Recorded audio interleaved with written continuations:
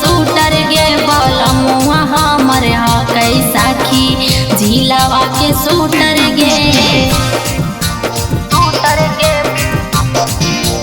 sweater गे बलमुआ हमर हकै सखी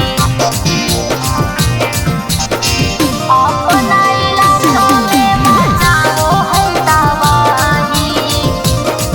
बलमुआ हमर हकै सखी